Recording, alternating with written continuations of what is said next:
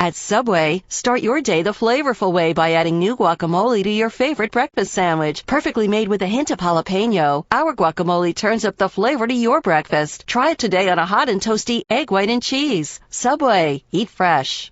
The BS Report is a free-flowing conversation that occasionally touches on mature subjects. The BS Report. The BS Report with Bill Simmons. Welcome to the BS Report, Tuesday afternoon here after July 4th weekend. We're going to do one more basketball pod, and then we're going to spend the summer talking about pop culture and football and baseball and God knows what else. But we got to put a bow on the NBA draft and everything that happened summer free agency. Who better to do this than our friend Chad Ford calling from the streets of Hawaii? What's happening? Never heard of streets of Hawaii before. It's good. The beaches of Hawaii. Beaches of Hawaii. Okay. Well, we never talked after the draft. We usually do a podcast right afterwards, but I was traveling and then you had to go back and it just never happened. So, just a couple follow-up things on what happened that day. One, why did Nerlens Noel slip to number 6? It's been a week and a half. This is usually when stuff starts trickling out and the real information comes out. What I have heard, and I'm not saying this is true or not true, this is just what I'm hearing, is that teams were scared off by his recovery of that knee surgery. They didn't like how the surgery was performed. And I haven't heard anybody go on the record and say that yet. But do you think that's a plausible explanation for why somebody who everybody considered was the best talent in this draft falls to 6? I think it's plausible. I think it's the most obvious answer. And look, I heard this from anonymous GMs before the draft. You know, the thing that I think was hard to understand was that when you talk to Dr. Andrews, who is perhaps the most respected orthopedic surgeon out there, yep, his take couldn't be more different about Noel, how Noel compared to past patients, past athletes that he had done. He was on the record about the surgery and how well it was going and how far ahead of schedule he was. And, you know, here's a guy with a lot to lose from a reputation standpoint if this kid's not recovering well. He sent letters to teams. He made himself available. He told me that there was literally no feedback from team doctors and teams with people having concerns, about this. And so, I don't know. Certainly heard that, especially even before the draft, Bill, with some of the general managers. Had heard from Cleveland, though, on the flip side, that it was not a concern, that their doctors had green-lit him, that he was okay for them to draft, and that was not the issue, and that, in fact, at the end of the day, for Cleveland, it was down to Anthony Bennett versus Nerlens Noel for the number 1 pick. Those were the two guys the last week of the draft that they were debating between. My theory, after calling a number of teams that did pass on Noel, was this concern that the guy that you draft with a top 2-3 pick might not really be able to contribute for an entire year. And with these young general managers, in many cases, doing the drafting, and then you've got Washington stuck there in the middle, who wanted to make the playoffs this year. Yep. There was a concern that they wouldn't have anything to show for their draft pick this year, and that could negatively impact how they were perceived by ownership or fans or what have you. You know that it's not like most GMs to go out on a limb in the NBA. That's really not how teams play it. And I think more than anything else, that's what happened. You had risk-averse general managers who had someone else on their board that was much less risky, and therefore they opted over Noel. I really don't think in talking to people that this was a concern that long-term Noel was going to have an issue. I think it was short-term, and not just the knee, but also developmentally. He was the rawest of the 6 top guys in this draft. And if you go case by case, right, like Cleveland wants to be good next year. They've been pretty open about that. So I get it. I could see them going in another direction. I thought they should have taken Victor Oladipo, but whatever. Orlando takes Oladipo at number 2. You and I both thought he was the safest bet in the whole draft. Hard to argue against that pick. Washington at number 3 really wanted a small forward. They had the local kid Porter, who had been rumored the whole time they're going to take. I think Bennett was another option there, but he was off the table already. There's another team that wants to be good right away. They're trying to keep John Wall. They're trying to build something, maybe even sneak into an 8 seed, get a little momentum. They have some cap space next season. So it makes sense to me why they wouldn't take him. Now, Charlotte at 4, that's the first team that doesn't totally make sense because, not only you take Noel, and as you and I discussed the last time we were on the podcast, you're hurting yourself for the first season you have him because he can't even come back until January. That's something that with this crazy draft coming up, that's the best draft in 7 years or 11 years, depending on who you talk to. That's actually a good thing that, you're making your team worse short term and trying to get a better pick in that draft. Now they went the other way. They took Cody Zeller, who's going to be ready to play minutes. They signed Al Jefferson. So they're clearly trying, not to be in that tank group. And then Phoenix number 5 was another one where it just seemed like they liked Len more than Noel. And I'm sure you talk to people who just like Len as a prospect more than him. So I get it. I get everything. New Orleans passing on him at number 6, I thought was shocking. And, I know they had a chance to trade for Drew Holiday. He's an established point guard. He's somewhere between like the 9th and the 12th best point guard in the league. But they gave up a lot for him. I mean, they gave up potentially the best player in this draft and a top 3 protected pick next year. What did you think of that trade? Well, you were calling it on draft night on the air that I was going to give Philly an A. You were warning me against it, but man, I thought that was first of all for Philly. What a terrific trade! If you're going to rebuild, you want to narrow the timeline down. And what I saw Philadelphia do was narrow that timeline down to about 1 calendar year. They wipe out their books. They bring in Michael Carter-Williams, who could be potentially the best point guard in this draft, certainly the point guard with the most upside, and Nerlens Noel. They're going to be horrible this year. Yep. Then they will have a top 5 pick in 2014, which is their own. And they get a 2014 pick from New Orleans, which won't be top 5. In fact, I think it's top 5 or top 6 protected, but probably is a late lottery pick. Hold on, I got to interrupt you for 1 second. New Orleans looks better on paper. That's a team I'd kind of want their lottery pick because look at the guys they're building around. Anthony Davis battled a couple injuries last year. He's a little undersized. Yeah. He's somebody that's not going to be the guy that he's going to be 5 years from now right now. Eric Gordon's been hurt every year for the last couple.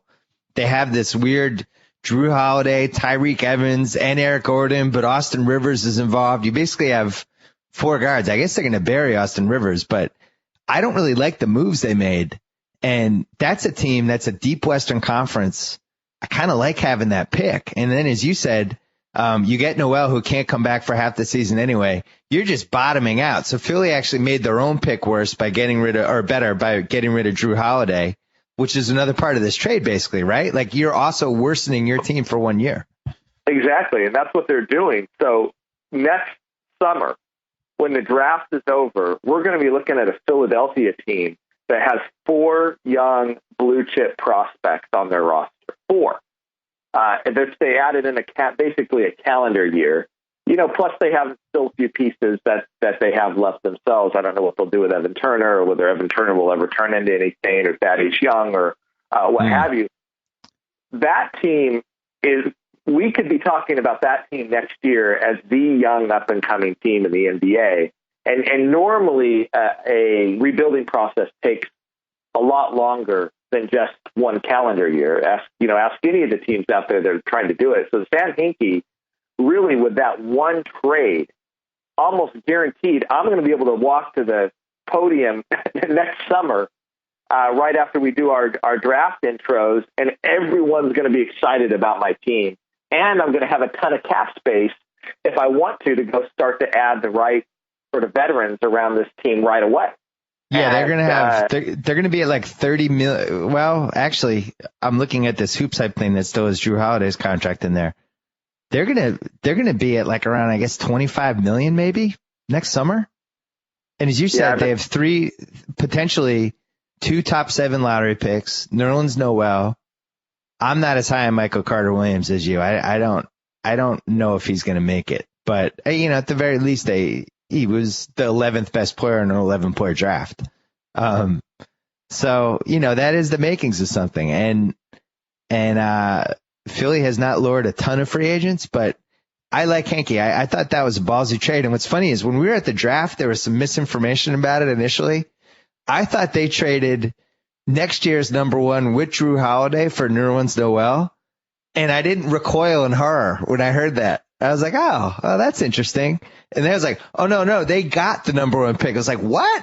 I couldn't believe they got all that for Drew Holiday. I like Drew Holiday, but, he's a fringe all-star. I know he's young. He's 23, but I don't think he'll ever be one of the best 5 or 6 point guards in the league. I thought that was a great haul for him. I thought it was, too. And I was a little bit surprised that New Orleans did what they did. But I think one of the lessons that we're learning right now is not every owner is okay with the teams tanking. Yeah. And we're seeing that right now. Dell Demps was under a lot of pressure to make this team more competitive this year. His owner was not on board.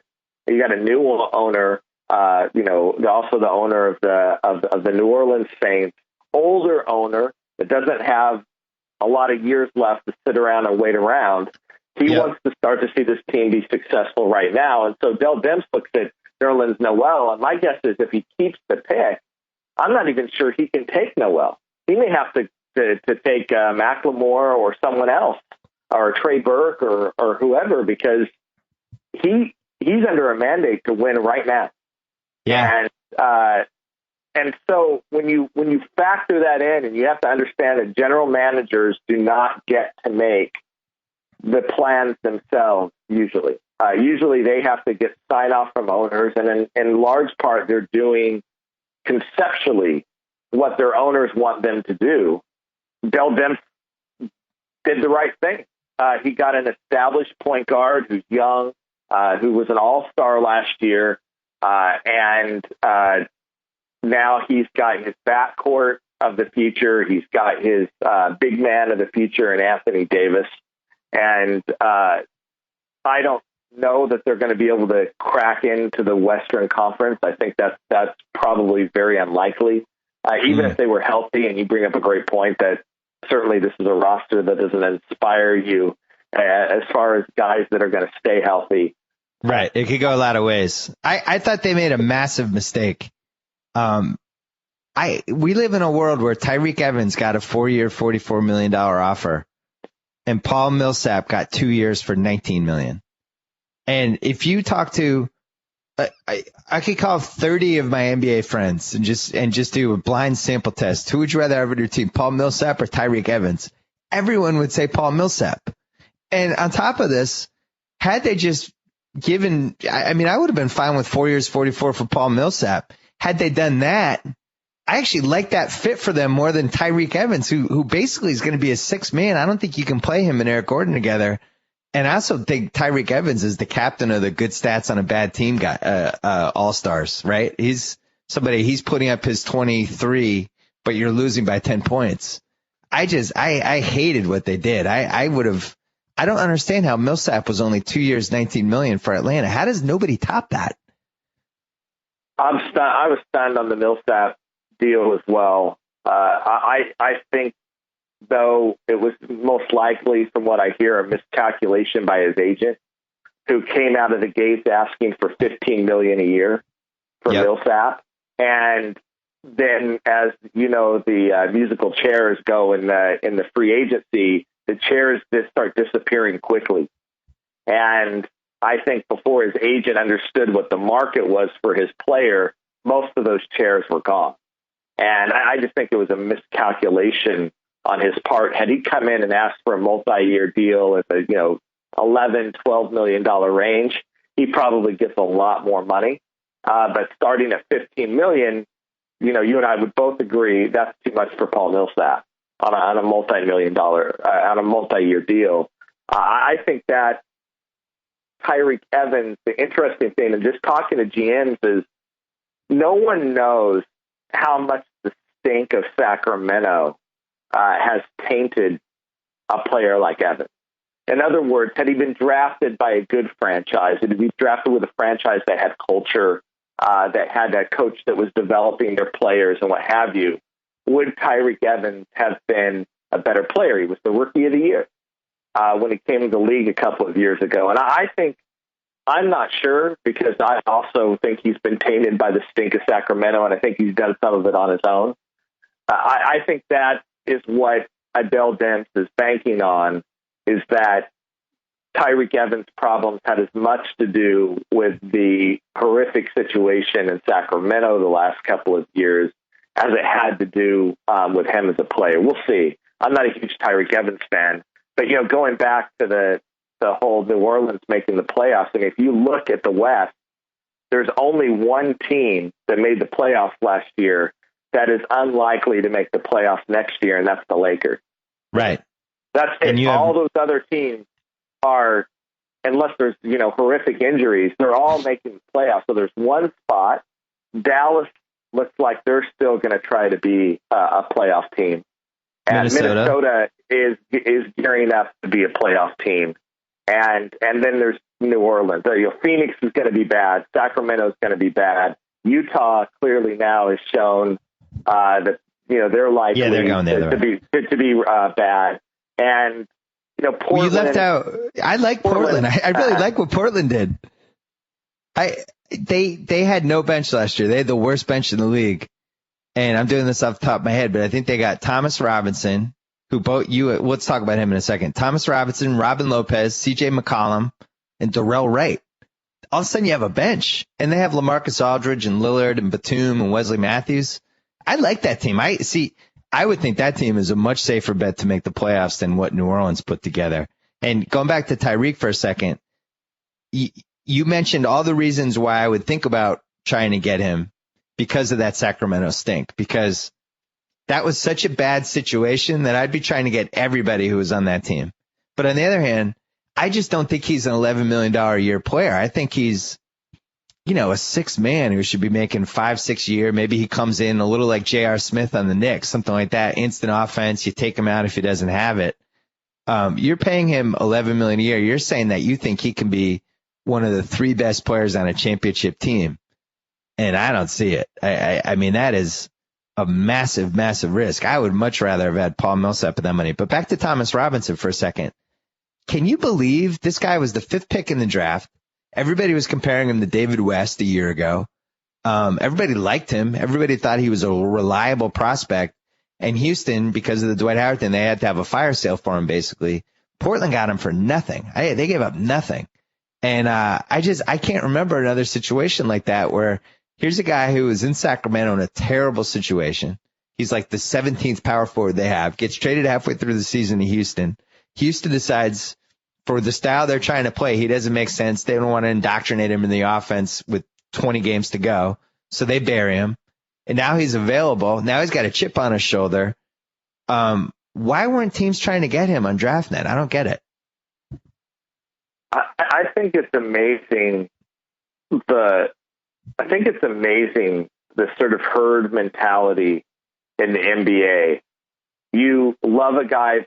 If you love a guy before the draft, then everybody loves him. By the way, not everybody loved Thomas Robinson coming up to the draft, but most people did. He almost went number 2 to Charlotte. They were seriously considering him versus Michael Kidd-Gilchrist. Thomas Robinson could have went as high as number 2 in that draft, which would have even been more amazing. Again, he comes into a dysfunctional franchise, as you pointed out, and not a great fit for a player like Thomas Robinson. That team was not a good fit for him. the Houston thing was a wash, and my guess is they don't give him up if they don't go get the Dwight Howard deal. I mean, if they weren't going to move that direction and try to clear cap space, they're not giving him up. I still think he can play. Now, here's the talk around the league is, well, Thomas Robinson, what they found out about Thomas Robinson was that he couldn't remember a play. And number two, that he wanted to do more on the offensive end than he's really capable of doing. And we saw a little bit of this at Kansas, and Bill Self did a really nice job of reining him in, where he wants to handle the ball and shoot it a little bit, and thought he had more abilities than perhaps maybe that he had. But you're talking about a young player. You're talking about a player that the stat guys love, coming in, and a guy who for sure can rebound in the NBA. For sure, he has that ability to rebound. And has a 17-footer. Level. And it has a reliable 17-footer. I think, again, there's a herd mentality in the league. They love you 1 minute, and then they're off you the next. And the same scouts that loved Thomas Robinson a year ago are now like rolling their eyes, well, he can't play. I think this goes again, and we try to understand the draft and which players are great fit. And I agree with you. I love Portland's draft, by the way. I love McCollum at 10. Actually, you didn't mention Alan Crabb. I really like Alan Crabb. That's another lethal scorer coming off the bench who can shoot the basketball. Robin Lopez. You're probably right. Portland is right there in the mix with those teams trying to make the playoffs. I find it just so fascinating that so much of these guys, what's going to happen next, depended on what team they were drafted, what their fit is with the team, and who their head coach is. I just thought, Brooklyn takes Mason Plumlee 22nd. If I'm Brooklyn, I'm trying to flip that pick for Thomas Robinson. We've learned over and over again in this league, repeatedly, at least 15 times over the last 20 years, that the easiest way to get a good player is to get like a top 5 or top 6 lottery pick with a pedigree who failed for whatever reason and who didn't fail for the right reason. I think like Johnny Flynn or Hasheem Thabit, those were guys that you watch them and you go, all right, those guys don't have it. Like, it's just, that's a wash. And I think even Wesley Johnson was a pretty decent example of that. It was like you watch him and you go, oh man, this is not the same guy we thought he was going to be. But you look at guys who have failed because of the situation, and now you're talking about Chauncey Billups. There's a whole list of guys like this, but you know what I mean? It's even somebody like Antonio Daniels, who was a complete failure for the Grizzlies, but actually turned into a decent backup guard for the Spurs for a few years. Like, you have that pedigree. It's pretty hard for you to not be a 9-man rotation guy. And with this draft was so weak, you look at like Utah's taking Dang from Louisville, who could be like 27 for all we know, and Tim Hardaway Jr. and Andre Robertson. Like, how is Thomas Robinson not better than those guys? I thought I was stunned by that. And the other thing I was really surprised by, and I think this had to do with just the depth of point guards in the draft, but Isaiah Cannon was one of my favorite late first rounders in the draft. Like, I just think he's going to be a rotation guy, and he's going to be an irrational confidence guard off the bench. I've seen his type of player succeed before, and he just started falling. And I think it happened because so many teams took point guards, and Houston's sitting there at 34, and I'm thinking like, oh my God, he's going to do it again, and then it happens. He gets him. Did you like Cannon? Really liked Cannon. Thought that was probably the best second round pick of the night. Totally agree. For Houston. A guy also, by the way, who's going to be able to play right away.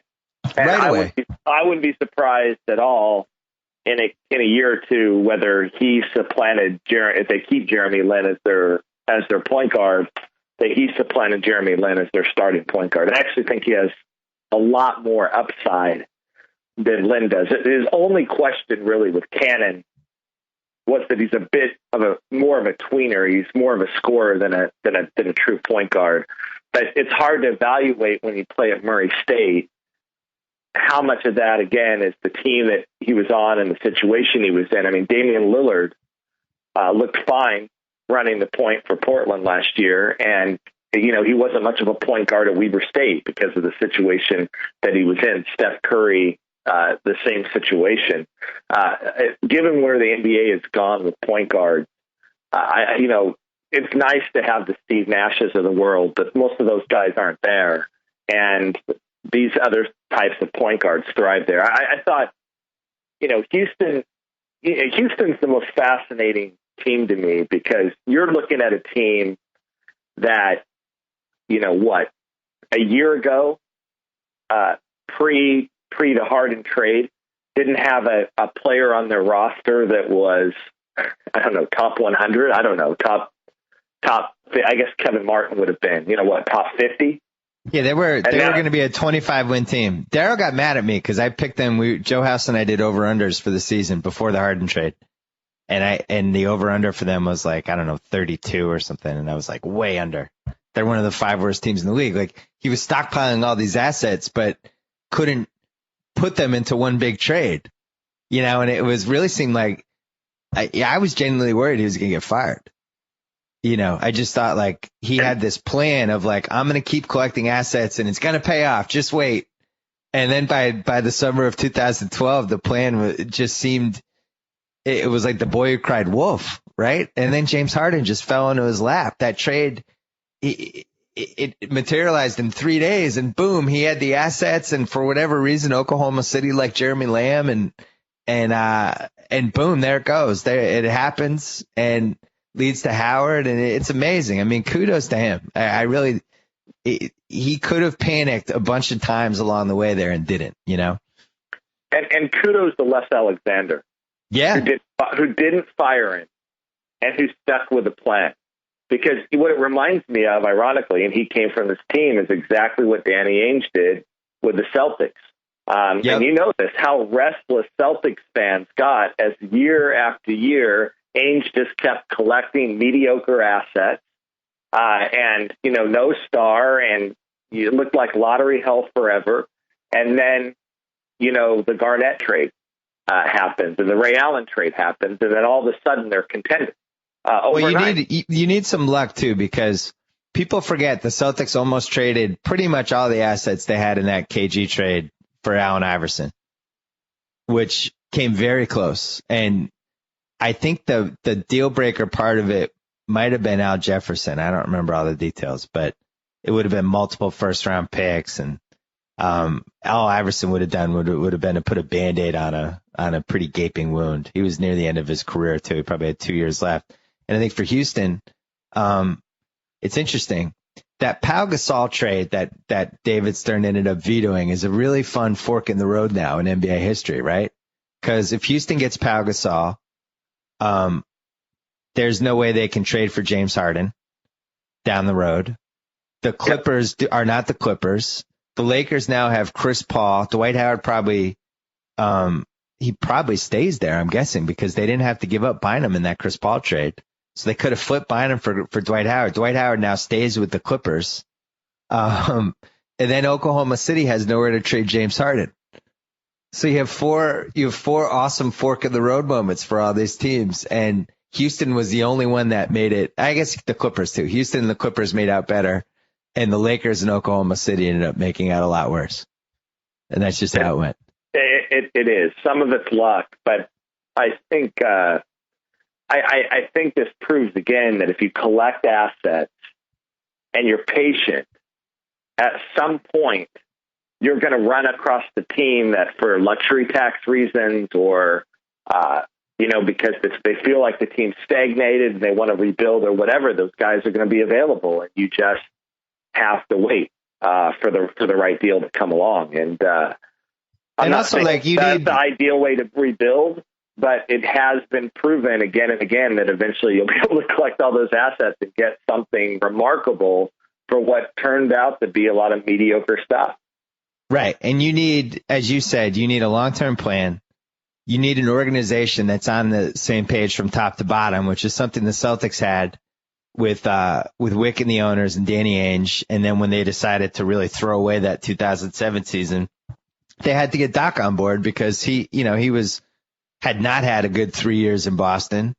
A lot of people were calling for him to get fired, including myself, and they had to convince him, look, don't try to win every game. We won't fire you. You're going to come back next year. And they were on the same page. Houston, same thing. Daryl Morey and Les Alexander.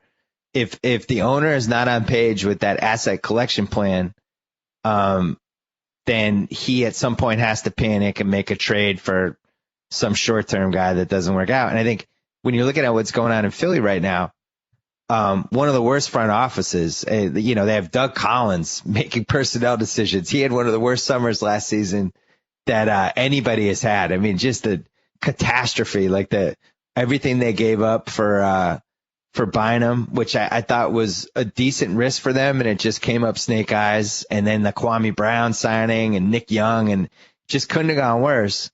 Now they have Sam Hinkie, who, was a really well-respected, up-and-coming executive that a lot of teams liked. They just hired Scott O'Neill as their CEO, and Scott O'Neill is somebody who a couple years ago was being thought of as a possible commissioner candidate, is, one of the most connected guys in the whole league. So now you have those two guys. You have Josh Harris. You have that guy David Heller that they got from Goldman Sachs. All of a sudden, that's a real organization. And that's the kind of organization that can execute the plan that we just talked about, where it's like, all right, we're going to suck this year. We're going to be horrible. Nerlens Noel might not come back till February. Michael Carter-Williams is probably going to stink as our point guard this year, but whatever. We're going to have 2 top 7 picks in one of the best drafts ever.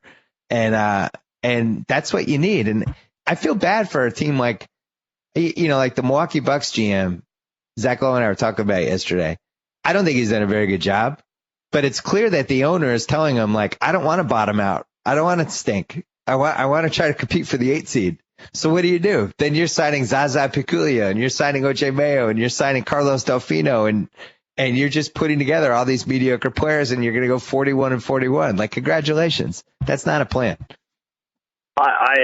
You're exactly right on the Bucks. That's exactly what's happened. You've got Senator Cole, who's been consistently telling John Hammond, I want to make the playoffs. And more years than not, he's been able to work an 8 seed, or a 7th seed out of that. Yeah. But that's all you're going to be able to do. And it's really sad this year because Milwaukee actually could have gone really bad. And they would have had some decent young players around that could have played the Greek kid a lot more. I think John Henson's intriguing. I think Larry Sanders is intriguing as a player, and just gone horrible this year, and then really picked up a star in 2014. And, we're watching the 2013 under-19s, and we thought this draft was good, and a couple of guys start emerging out of the under-19 now. And all of a sudden it gets even a little bit better. Now I'm looking at maybe 7 potential All-Stars coming out of 2014. So when you did your tiers, you didn't have anyone in tier 1 and you didn't have anyone in tier 2. So you're saying there could be 7 guys in tier 1 or tier 2 for next year's draft? Yeah, 7, maybe 8. Wow, 8? Oh my God! No, that's assuming everybody comes out. But assuming, wouldn't that be really ironic if Andrew Wiggins says, you know what, I'm going to return to Kansas for another year, or Andrew Wiggins, blows an ACL or something like that during the season. Knock on wood. After these teams, especially for me as a Kansas fan, that would be horrible. But this is for people that criticize this strategy. That and I really think this is going to be the story. We have to run some sort of thing on ESPN.com this year that in addition to like the power rankings, it's going to have to be like the Wiggins rankings or something like that, because this is going to be epic for a number of teams that have this strategy. It's not just Andrew Wiggins. Julius Randle is an elite prospect. Marcus Smart, I think, has that ability. Jabari Parker is a guy that tons of people are getting excited about. And I just watched Team USA under-19s, Aaron Gordon, who's going to Arizona. Oh, yeah. That guy's a mini Blake Griffin. And you didn't mention the Kentucky twins, the point guard who's the twin, as everybody says, is he probably would have been the number 1 pick. Yeah. Andrew Harrison, 6'5" point guard who's athletic and can do a little bit of everything. the kid out of Australia, Dante Exum, who lit up the under 19s, and I saw him at the Nike Hoop Summit. Long, athletic, 6'5", can play the 1 and the 2. There is a lot of talent coming next year. And you didn't mention the Croatian kid who ended up bowing out of this year's draft. A year from now, Dario Saric, probably a top 10 pick next year. Led the under 19s in scoring, rebounding, and maybe even assists. Led in all three of those categories. Also led in turnovers, which some people are quick to point out that if you're a 6'9" point guard who's really the only option for your team on offense, you probably will lead in turnovers as well. And you're mentioning all those guys, and this hasn't even factored in yet the 2 or 3 guys who come out of nowhere next season in college, right? I mean, this happens every year. We did not have Victor Oladipo as a lottery pick at the start of the season. We did not have Ben McLemore as a lottery pick at the start of the season. So there's 2 guys right there that we didn't have identified as a lottery pick before the college basketball season started. Oladipo, we thought, was probably a nice late first round, early second round defensive stopper in a Tony Allen mode, not the number 2 pick in the draft. And that happens every year. Right. You could have like somebody, I'm looking at the top 100 on Max Preps right now for this year. Like somebody like Chris Walker. It's the number 6 guy on this list. He's going to Florida. What if he like emerges into this stud that, you know, we don't totally expect it's going to happen? I mean, anybody on this list could make a jump. Well, there's the big kid in Kansas, Joel Embiid, who blew up in the All-Star circuit for the high school, who's 7 foot 240 and really moves great for a 7-footer. I mean, just moves great. Doesn't really understand the game of basketball, but he's also going to Kansas, and Bill Self, who has a really good track record of developing big guys. Willie Cauley-Stein out of Kentucky, who was one of the rawest players on John Calipari's roster last year. Hadn't played a lot of basketball, but you saw a ton of potential there. With him working hard all summer and coming back on that loaded team, we could all be going crazy over a guy who's 7 feet, 230, who can really move his feet. Montrezl Harrell, man, I can't even pronounce his name, out of Louisville, was another guy under 19. Just a great motor, great athlete. There's a lot there. And you think like even somebody like Alex Len, a year ago, would anybody have thought Alex Len was going to be the 5th pick in the draft? No. Also, I think Alex Len was like 21 on our big board coming into the season. Yeah, so when you talk about, what's interesting is some of the teams that, I'm not ready to call it tanking because the teams haven't tanked yet, but the teams that are obviously in blow it up and rebuild mode, I would say definitely Philadelphia. I would say Orlando because they haven't tried to add any free agents, and then also this Oladipo at point guard thing. Henry Abbott called this out. This seems like a way to make your team worse short term to also gain him some stuff. Phoenix is going to be terrible again. Sacramento on the fence, and then Utah obviously just gutted everything. They're all in on this 2014 draft now. Then you might have the Lakers. Utah might be the second worst team in the West. Yeah, they made a concerted effort to be terrible with that B. Adrian Richard Jefferson trade. Really, it was like they went all in on this draft. And then I think the Celtics and the Lakers are the other 2 teams that the Celtics, I'm not as convinced as everybody else that they're going to be willing to throw the season away. I think it'll depend on how it starts. If they're 8-25 when Rondo comes back, I think it'll be pretty clear what to do. And then the Lakers, I was on Coward's podcast talking about this, Coward's radio show today talking about this. If the Lakers were smart, they would just stink this season. They would make a concerted effort to be terrible and wait for Kobe to come back as long as possible and trade Gasol and go that direction. I'm not sure if the owners has the balls to do that, but that's the smart move, is just to bottom out for a year. Kobe's going to want to come back to and prove that the Lakers are better off without Dwight Howard now. He's going to have a chip on his shoulder as well. I think that's the underreported part of this too. Now, I'm not sure that Kobe can keep doing it. I mean, we'll learn. whether Kobe can carry the type of load that he needs to carry. But he can't. You can't come back from that injury early. Nobody comes back from that injury early unless it's Terrell Suggs and you're loaded with deer antler spray.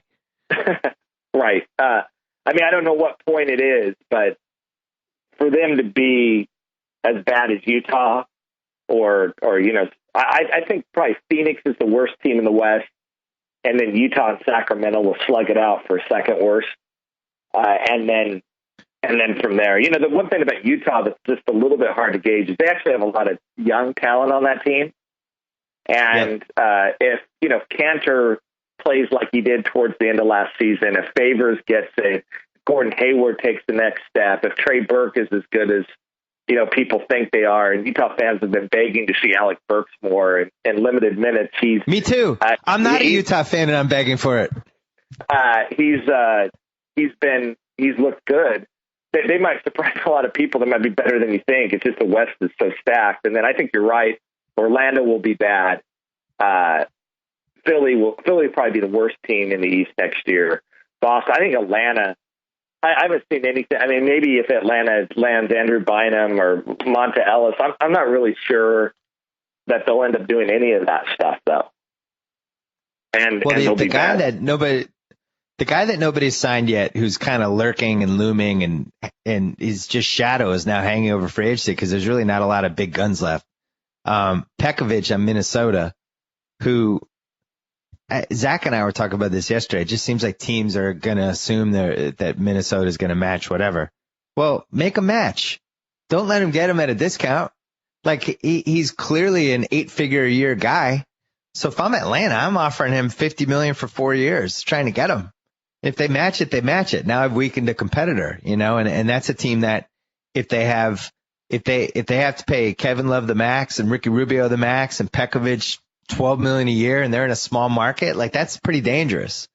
So maybe you do that with an eye on trying to make a run at Kevin Love in a year or something. I don't know why teams just cede that competitive advantage of trying to screw over a team with a contract. But from what Atlanta's done, like they have Horford, they have Millsap. It really seems like this Jeff Teague, Brandon Jennings trade might have some legs. I like Dennis Schroeder. I think he's going to be good right away. You like how I pronounce that? Yeah. And they brought Korver back. Like, I don't think that's going to be that bad of a team. So I don't know. Tankapalooza is going to be, I think we're not going to know until January who the entrants are. And then it's just going to be full-fledged tanking.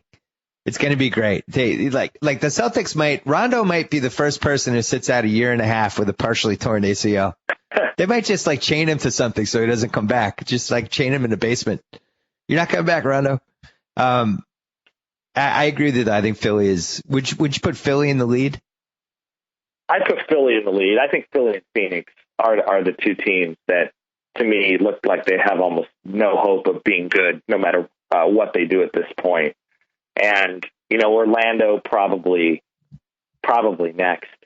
In there. It is interesting. Look, Washington's probably a playoff team next year.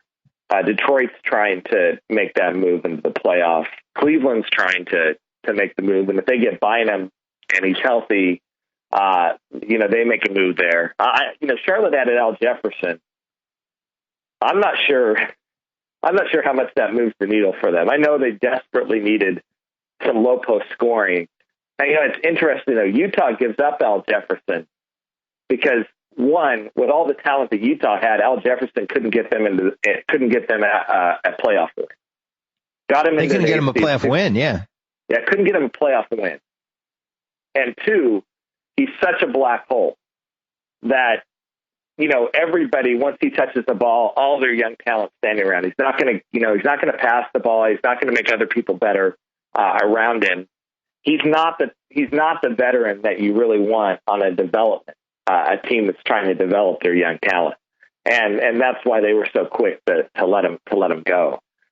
I'm not sure that But on Charlotte, they need somebody to take 20 shots. I'm in the minority on Big Al. I actually think he needs to be double teamed at all times. And if you're a team that's challenged offensively, it's not a bad thing to have him. So you're right though. Charlotte should be included. How much does it move the needle? There were 21 win teams. Maybe he gives them 5, 6 wins more. Well, look at why they took Cody Zeller over McLemore and Noel. If the smart move would have been to take Noel, and he would have made them worse and given them a better chance at getting Wiggins or whoever. But, they clearly they've been drafting all these successful college players trying to build whatever the hell they're trying to build. Yet he fires a coach year after year after year. I don't know what Michael Jordan's doing, what his plan is. But, the other thing when we're talking about how next year's going to look, there's always that one random team that you don't know is going to be terrible until it happens. And yeah, I think a really good example is in 97, the Spurs. They had won like 56 games the year before. Nobody expected them to be terrible, and they just kind of stumbled into it because Robinson got hurt, some other guys got hurt, and then all of a sudden, they're sitting there with the number one pick. And I think when you look at like 2003, right? Denver was a team that had been spending a lot of time, and they'd had some lottery picks and and then I think they won 17 games that year.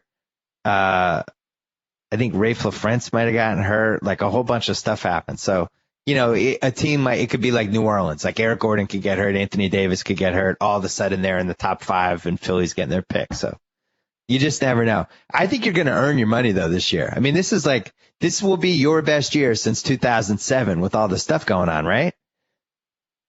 Yeah, I mean, look, in a lot of ways, I thought this year was a lot harder year for me because trying to identify talent when there isn't a lot of talent is harder. This year, it might be trying to differentiate the top talent.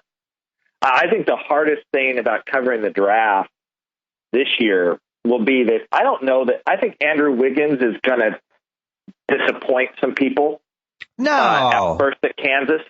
Really? The hype is so high on him. And he's on a team with Bill Self where he's going to be asked to fit in and play a role. Bill Self's just not going to feature him, and give him, 25 shots a game. And he's really not that type of player. I think Wiggins is an extraordinary talent. But, Wayne Selden, who's one of their 3 elite freshmen that are coming in, he's much more of a gunner than Andrew Wiggins is, in my mind. And I think what you'll see with Wiggins is lots of flashes of absolute, can you believe that guy did that? Some big games for Wiggins and some games out of him. But, we're being, and look, part of it's me, we're being led to think, Wiggins is the best prospect since LeBron, so I want to see LeBron out there every night. And I'm just not sure that he's that sort of guy on that sort of team. I think Kentucky's a team that is more likely to play the sort of way that the pros play, and Calipari's whole thing is to try to make these guys into high lottery picks, and that's part of his recruiting shtick, and it's a big part of who he is. He wants to win too, but that's going to be a big part of it. I think there'll be people asking me all year, why isn't Julius Randle the number 1 pick? Because of the teams and systems and players. I think Wiggins is the best prospect. Don't get me wrong.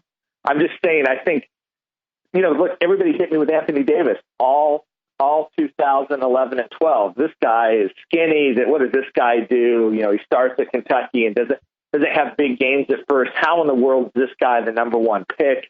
Just relentless all year. And then at the end of the season, no one was messing with it anymore because he won a championship and went on that great run at the end with Kentucky. But for most of the year, that's what I was inundated with the whole year is how in the world is Anthony Davis the number 1 pick in this draft?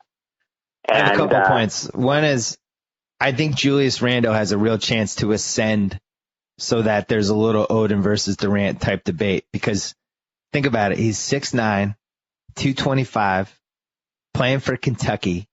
Like the pure old school power forward doesn't exist that much in the NBA anymore. Like the guys that we grew up with, the Karl Malone type power forwards, there's just not a lot of them anymore. And that's a guy like, all right, I get what he does. He's 6'9", phenomenal athlete. outside. Yeah, I think if Wiggins struggles at all for any reason, that's going to be a debate. You mentioned how people are saying that Wiggins is the best prospect with LeBron. I actually disagree with that. And obviously I've just seen him on YouTube and things like that. But I think people forget now that 7 years has passed, or 6 years, the Durant-Oden draft and just what kind of prospects Durant and Oden were, and just watching those guys that year, and even like Oden in the championship game, what a phenomenal force of nature he was in that game, and just what it was like to watch Durant that whole season playing center, creating his own shot, like playing for a bad coach and just figuring out night after night how to get to 25 points and 12 rebounds and everything he did for that team. I thought both of those guys were fantastic that year. And I know Wiggins and Randall and these guys are really highly regarded, but it would be hard for me to believe they would be better than Durant and Oden were on their best days that freshman year in college. Well, look, Oden came in with the same hype that LeBron did. Yeah. And people forget that now because he's a bust. And every time that I mention, this is the most hyped class since Oden came in, people forget how hyped Oden was. And Al Horford and a whole bunch of those other guys, Joakim Noah, like that class was loaded. He had Florida guys they were returning that year. After winning a championship, they decided not to go high in the draft that year. Noah might have been the number one pick in the draft had he went into the draft the year before. You're right. I mean, that was a really good draft. I think the thing that's going to compel a lot of this story is that Kentucky is going to have another super team. We have 7 Kentucky players in our top 30. 7. That's never happened before. We have 2 guys on the bench that we're saying are going to be first round picks next year in a loaded draft. They're going to be good. Duke is shaping up to be. I mean, this is the other thing too. Is Duke's shaping up to be a really good team. Kansas has 3 blue chip freshmen coming in, which is really unusual. For a team like Kansas, you're going to have a lot of the marquee teams in college basketball that are going to be loaded. Arizona is loaded with McDonald's All-Americans now as well.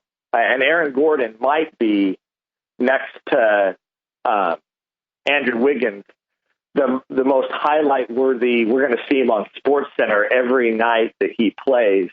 Go YouTube the dunk that he had in the finals when the under-19 won the gold medal championship. The alley-oop dunk that he had, it's unreal, spectacular. How high he gets and how how he can finish, and he's got that Blake Griffin motor.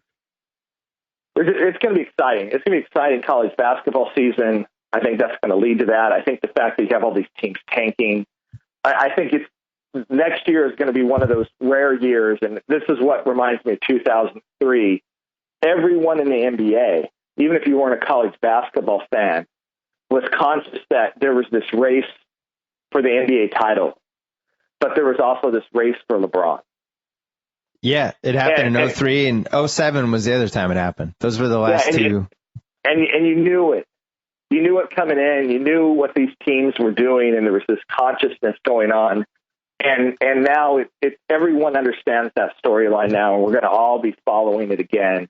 And I think it'll be as intriguing to see what these teams that are being bad, what they're trying to do, and how they come up with clever ways to lose, and especially towards the end of the season, if they're all sort of clumped together, what's going to start happening. And that makes for exciting NBA because even the bad teams are interesting now. And also, in 07, which I love that season for college hoops. I just thought it was great. And, we just don't see it anymore where everybody is so unpolished now in college, and I remember watching last year was an aberration with how bad it was, just on a top shelf talent level. But watching Noel and knowing he's the number 1 pick, and he was so raw, and I liked him. I remember watching one game and House and I were texting and wow, this guy has a chance.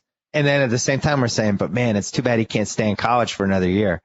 Right. And in 2007, You didn't feel that way about Durant. You didn't feel that way about Odin when he really got going. The Florida guys clearly needed to come out. Like, there was real star power that year, and it was great to watch. And what I'm hoping with this year is all you need is 8 or 9 really good freshmen to make it an awesome season. Like, guys that are just polished, awesome freshmen.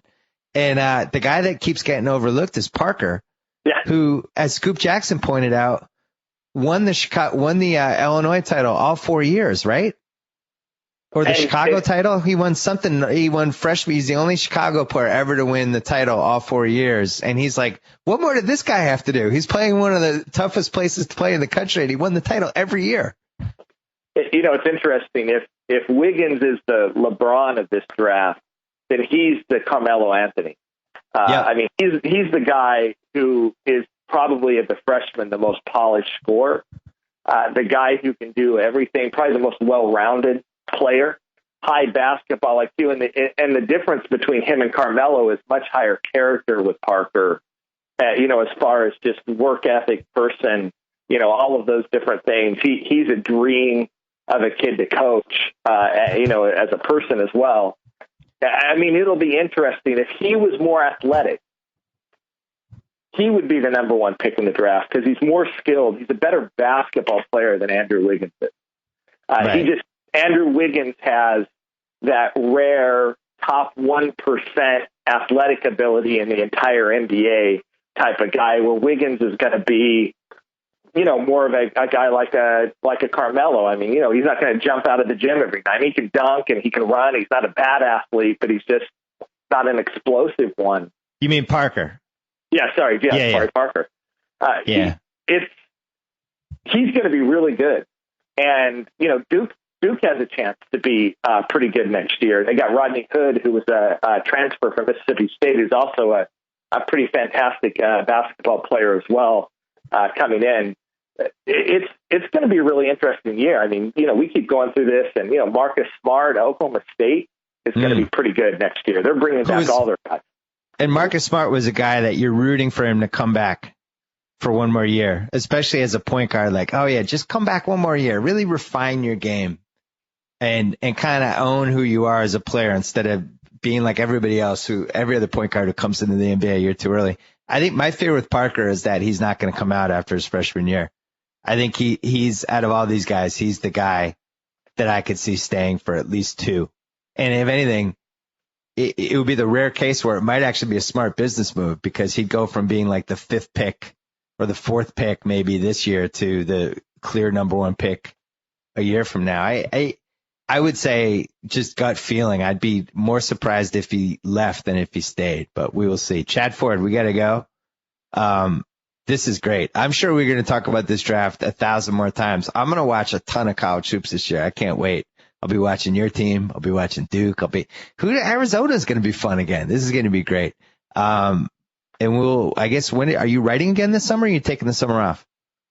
Taking a little time off, but we're going to have a big board coming, I think, next week, our first big board of 2014. And then we'll start ramping it up with explaining what some of these guys have done this summer at LeBron camp and the international tournaments or whatever. There's some guys already shining there as well. So, can you update the big board like every 3 hours for the next year? Just continue. I guess it's going to be a pretty regular feature this year. I want to see it like the stock market, where I could just check every day and see whose stock is up and who's down. I can't wait. Chad Ford, thanks for the time. All right, we'll talk to you soon. Thank you. Target % off. Whoa. Thank you for downloading the BS Report with Bill Simmons. Too much fun. Check out more podcasts at the iTunes Music Store or at Pod Center at ESPNradio.com. Peace out. Hey, what you got there, Golick? The new Subway Chipotle chicken melt with guacamole. Man, that looks good. Yeah, this new guac is really bringing the flavor. Got one for me too, right? Well, yes and no. Mostly no. Well, really, all no. Try the irresistible new Subway Chipotle chicken melt with guacamole, juicy grilled chicken strips with Monterey cheddar, Chipotle Southwest sauce, and new guacamole made from ripe Hass avocados with just a hint of jalapeno. Subway, eat fresh.